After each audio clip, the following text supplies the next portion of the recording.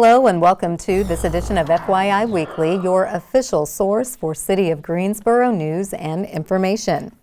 Guilford Works is partnering with the City of High Point to host an employer information session.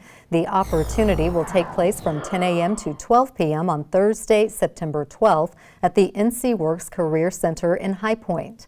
This event is an extension of Guilford Works' Fresh Start initiative established last year. This will be a brunch allowing local employers to meet, share experiences, and develop a better understanding of serving the justice-involved population. Guilford Works Executive Director Danielle Harrison says Guilford Works is proud to continue providing fresh starts as we serve the city of High Point and the Guilford County community. The Fresh Start initiative has provided opportunities for the justice-impacted, refugees, immigrants, and those transitioning in their career. Through the Fresh Start initiative, Guilford Works helps traditionally underserved communities find meaningful employment while providing support and resources through other community partners. The re-entry program received the 2023 NC Works Award of Distinction in the Outstanding Innovative Partnership category. The High Point NC Works Career Center is located at 607 Idle Street. For more information, visit the city's website. Residents who call South Greensboro their home, whether you live, work, shop, or frequently visit the area, are invited to the rollout of the South Greensboro Plan. The meeting will take place from 4 p.m. to 7 p.m. on Thursday, September 12th at the Triad Math Science Academy, located at 600 Industrial Avenue. Participants may join discussions and exercises designed to identify key issues and opportunities for those living and working in this growing part of the city. City staff will conduct South Greensboro's Vision Workshop. This is the first in a series of meetings in the planning process. The ultimate goal is for staff to work with residents to plan South Greensboro's future growth. The workshop is part of the city's effort to work alongside residents to study critical issues and propose creative solutions to improve South Greensboro's quality of life. Once developed and adopted late next year, the South Greensboro Plan will help city staff, residents, business owners, and decision makers lead the way into a more prosperous, safe, and closely knit community. The Communications and Marketing Department is pleased to add another outreach option to the city's list of ways to stay informed. Talk City Greensboro, the original podcast, is now available in Spanish. In preparation of this year's Hispanic Heritage Month from September 15th to October 15th, the city is launching Talk City Greensboro in Espanol. The new podcast features host Isabel Gill, who serves as the city's senior community relations specialist. Gill will interview fellow city employees as well as guests from the community. The entire podcast will be in Spanish, addressing topics of interest to the Hispanic community, along with updates on key City of Greensboro projects. Talk City Greensboro in Espanol is also available for viewing on the city's YouTube channel at City of Greensboro NC. If you or someone you know would like to be a guest on the podcast, please send an email to Isabel Gill. Talk City Greensboro in Espanol is available where you get your other podcasts. Cone Health has partnered with the city to share a series of brief and informative videos designed to inspire you to make better choices when it comes to healthy living. Following these tips is an easy way to help each of us improve our quality of life. Let's take a moment to check out today's news for your health. For most people, occasional lapses in memory are a normal part of the aging process, but sometimes not. As we get older, there are some normal memory errors that we make that are age-related. For example, misplacing your keys, having trouble finding a word while you're talking, even forgetting an appointment. That's not cause for concern. What I see is that when people make these errors much more frequently and they begin to disrupt their lifestyle, then we start to worry that there may be a dementia coming. A lot of people ask me, how can I maintain the memory I have or the thinking skills I have? Sometimes when we forget, it's not that we're forgetting information, but we're not actually absorbing it. So if you're having visual problems or hearing problems, or you've been diagnosed with those and you're supposed to wear glasses or hearing aids, please do wear those and get those kinds of things checked out. Secondly, sleep. Sleep is very, very important for memory, and we find that people who have inadequate sleep or disorders of sleep will have problems with staying alert and also problems with memory during the daytime. Drinking too much alcohol, use of drugs, and smoking. I would recommend stopping smoking because when you're smoking, you're actually taking oxygen out of the brain, and it can actually worsen your health in other ways. Stay intellectually engaged. Doing crossword puzzles or word searches, that's fine, but what research shows us is that when you're doing those activities and it's a social context where you're doing it with other people, it can be much, much more effective to keep you mentally sharp. So, get involved in book clubs, go to dance classes, things like that can be very helpful. Another important thing is exercise, and people don't always realize that exercise is important to brain health. 30 minutes a day, if you can, of aerobic activity can be very, very effective in promoting the health of your brain because you're pumping blood through your brain. Managing stress and depression, that's an important one. I think that a lot of folks who are having memory problems, what we find out is that they're having very stressful lifestyles or they're actually depressed. Many of my patients ask me what they can do in terms of aids to use to improve their memory. First, you can definitely write things down. That's probably the easiest thing to do, either in a cell phone or on a pad of paper. Using a calendar that's in a central location in your home to kind of mark down appointments and important information can be very helpful. Asking people to repeat what they say to you back, even if you think you've heard it, and then rehearsing what you hear back in your own mind can be very helpful in strengthening the memory trace that you get. Another memory aid would be using alarms. So if you have to do something at a certain time to program your watch or your cell phone to give you an alarm to remind you to do something. If you worry that you're having memory problems or you're worried about a loved one having memory problems, I think the first thing to do is consult with your personal care physician. There are many medical conditions that could cause memory loss. Medical conditions such as thyroid disease, vitamin deficiencies. There can even be side effects of medications that can cause memory loss, so you want your physician to be able to review those with you and make sure that that's going fine.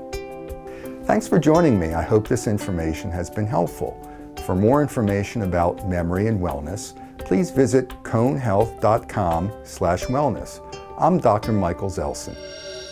Lane closures on a popular stretch of road, a showcase opportunity for local artists, and a tournament designed for special athletes. We'll have those stories and more news coming up after the break.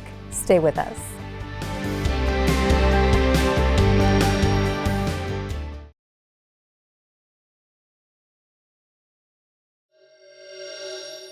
Welcome back. As you drive around town, you'll notice West Friendly Avenue between North Elm Street and North Green Street will have up to 2 lanes closed. This is the result of adjacent road work underway. Crews will be on site from 9 a.m. until 4 p.m. on weekdays until Friday, September 27th. At that time, all lanes will reopen. Motorists should expect delays near the work area and are urged to use alternate routes to avoid the construction.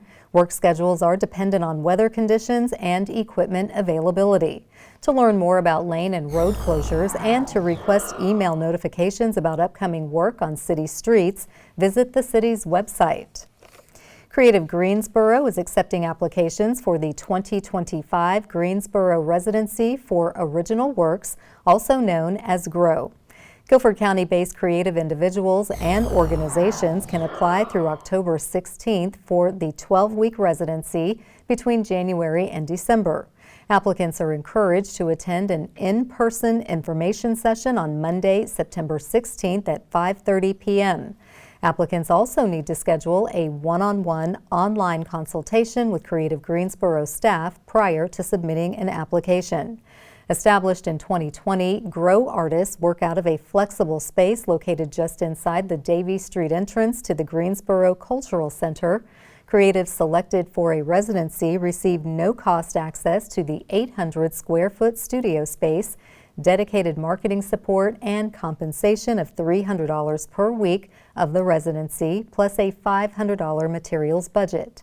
Residencies must include at least 6 hours of free creative programming each week.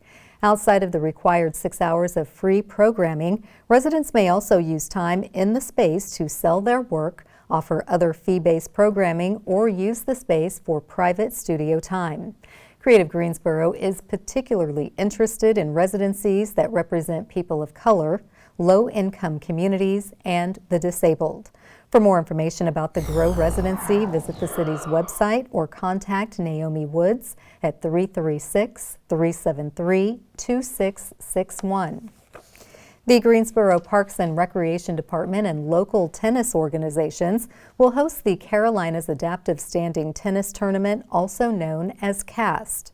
The competition is scheduled for Friday, October 4th to Sunday, October 6th at Pinetop Neighborhood Resort located at 3723 Pinetop Road. The registration fee is $50. The deadline to register is on Sunday, September 15th. Residents are invited to watch the tournament from 9 a.m. to 3 p.m. on Saturday, October 5th, and from 10 a.m. to 1 p.m. on Sunday, October 6th.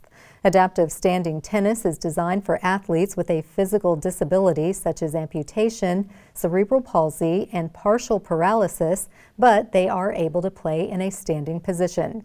No experience is necessary to participate in the tournament. Players will be grouped based on their abilities and tennis skills to create a fair playing environment. To register as a player, to volunteer, or to make a donation, visit the Guilford Regional Tennis Association website.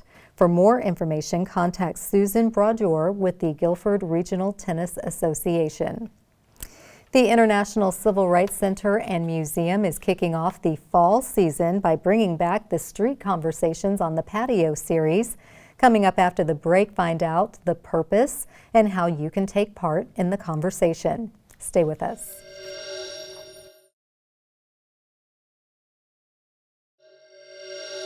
Welcome back to FYI Weekly. As part of its back-to-school focus and as a way to usher in the fall season, the Civil Rights Museum is hosting 2 programs. Joining me now to tell us about how the community can take part in these programs is John Swain. He is the CEO of the International Civil Rights Center and Museum. Hello, John. Welcome back. Hello, and thank you for the invitation. Always good to see you. Tell us about the first program titled Street Conversations on the Patio. What do you hope to accomplish by hosting that event? Sure. Street Conversations is a great opportunity to invite people downtown and have them to engage with people that they may not come in contact with on a regular basis. During COVID, we started using the outside because the streets were closed as a way to do more public engagement outside. It turned out to be quite beneficial. Yeah. And people who have lived here all their lives, and this is the first time they've had an opportunity to come downtown, I kind of found that kind of surprising. Yeah. But now that we have a little more space to work with those kinds of programs, we host them on the back side of the museum. Nice, nice. And that's a really good way to meet new people. Absolutely. But the conversations, I'm sure, are very stimulating. They are. It's amazing how the conversations spill over into community and belonging. And we try to stay away from politics and religion, but there's a lot that people have in common, and it's quite interesting to do a little eardropping on the table and learn about the community. Nice. Now, the other program that you will be hosting focuses on the Constitution. Yes. Why does the International Civil Rights Center and Museum place so much emphasis on this document? The U.S. Constitution is the bedrock of civil and human rights in our country. It reminds us of what those solemn promises are for America to even exist. From the first founding in 1776 with our Declaration of Independence, right up to the 14th Amendment in 1868, guaranteeing equal protections under the laws.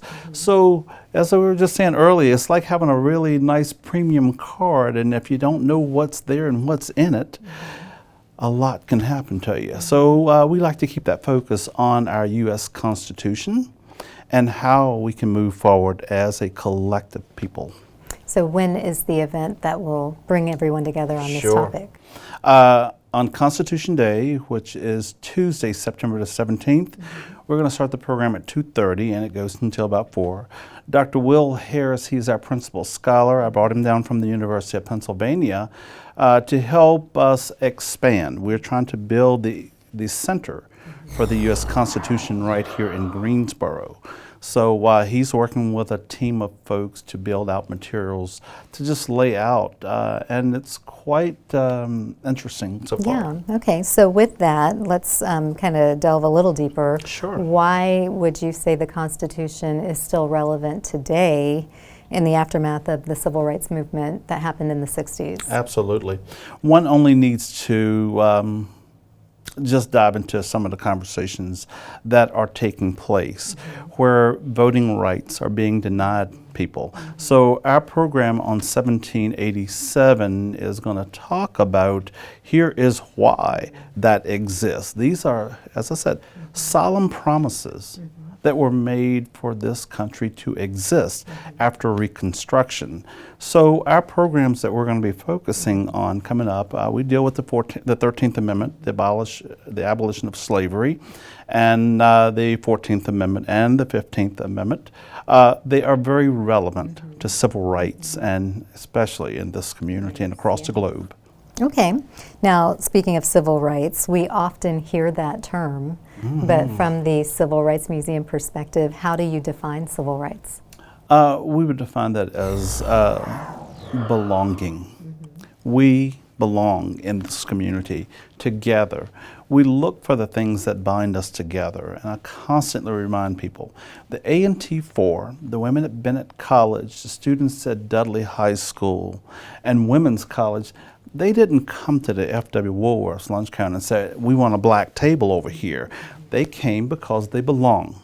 They want to be included. That promise has already been made, 1868, when it says full and equal protections under the laws for all persons born or naturalized. That's what it meant, and they already belong at that lunch counter. So we have to constantly remind people and let them think together about these very perplexing issues. Okay, well, with that, if folks want to be part of the street conversations on the patio or the Constitution Day event, how do they participate in either one of these? Folks can go to our website and sign up. The information is there. They can join us. We're going to continue to do these. We've had to cancel the last month because of weather, but I'm looking at different ways to just bring it inside and let the show go on. But go to our website at www.sitandmovement.org and sign up to participate. Okay, well, John, thank you. We know you're so busy running the museum. It's amazing that you can be here. Thank you. We always appreciate you taking the time to stop by and promote these fantastic educational programs. Absolutely. So do come back, and we always want to learn lessons from history. So you're welcome anytime. Thank you. Thank you. Stay tuned for some interesting and useful information about Greensboro as we tell you something about the city. That segment is coming up after the break. Stay with us.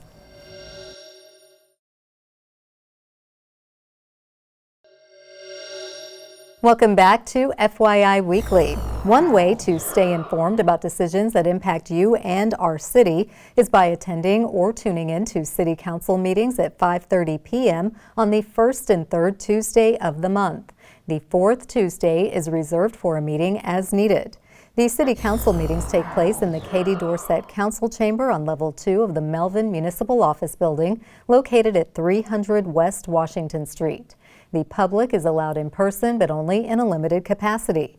Those who choose not to be in the building can participate virtually. The Greensboro City Council meetings are broadcast right here on GTN. The meetings are also streamed live on the city's website and on Roku. To review the council meeting schedule and agendas, please visit the city's website. Here's an opportunity to learn a little something about the city. It's that time of the year for the 125th Central Carolina Fair, where there is bound to be something of interest for everyone. The fair is here today through September 15th. If you're all about the rides and games, the Midway will feature an exciting assortment of hair-raising thrill rides and a selection of classics for the kids. Of course, you won't want to miss out on the food the fair is famous for. A mouth-watering variety of delicious and unique food items are up for grabs. From traditional fair favorites such as corn dogs, candy apples, and funnel cake, to Italian sausage, oversized turkey legs, and pizza, vendors will have a wide selection to choose from. A few notable attractions this year include the Roaring Metal Rage, a production of top freestyle motocross and BMX stunts. Be sure to get a front row seat for the Hamid Circus. Acts will showcase daring aerial feats, balancing brilliance, and one-wheel wizards. For more information about tickets, admission, and promotions, please visit the event website. Coming up after the break, we'll showcase our department spotlight, but first, prepare to mark your calendars for the places to go and things to do on the town. I'm Dave, and here are some special events happening this week on the town. Middle and high school students can learn about leadership and voting while earning service hours September 14th and 28th at the Greensboro History Museum. The Greensboro Youth Summit Open House is part of the Smithsonian National Youth Summit, which encourages young people to make a difference in their communities. Register online at greensborohistory.org. The third annual Bente Bente Vision Latin Festival comes to Barber Park September 14th. Enjoy live music, dancing, food, and vendors celebrating Latin culture. And you won't want to miss the classic car cruise-in from 1 to 6 p.m. Admission is free, and more information is online at rosa-foundation.com. Trash Bash is a free public competitive art installation and exhibition on September 14th at the Greensboro Project Space. Randomly assembled teams will take reused and repurposed items provided by Reconsidered Goods and create collaborative artwork in just 75 minutes. There are goodie bags for all participants and a trophy for the winners. Learn more at greensboroprojectspace.com. Head to the Carolina Theater September 15th to see not one, but two Rock and Roll Hall of Fame acts. The Drifters and Cornell Gunter's Coasters take the stage to share their 50 years of rock and roll and doo-wop hits. This show has songs to please every palate. For tickets and more information, visit carolinatheater.com. Stay tuned to FYI Weekly for more happenings on the town.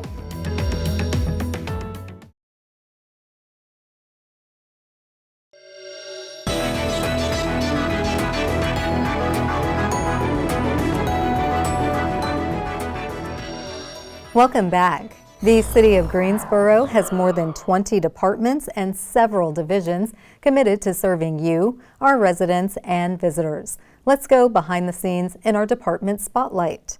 The Randleman Road Corridor Plan Phase 2 is nearing completion. The final public input meetings are scheduled for Tuesday, September 10th and Wednesday, September 11th from 3 p.m. to 7 p.m.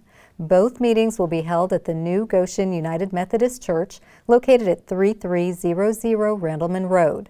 Residents can attend either of these meetings to review the draft plan, discuss short and long-term impacts, and talk about priority locations. Staff will present the plan to the Planning Board at its meeting on Monday, September 16th. City Council will make a final decision on the plan's adoption at its regular meeting on Tuesday, October 15th. Coming up after the break is our Way to Go GSO shout-out. Stay with us.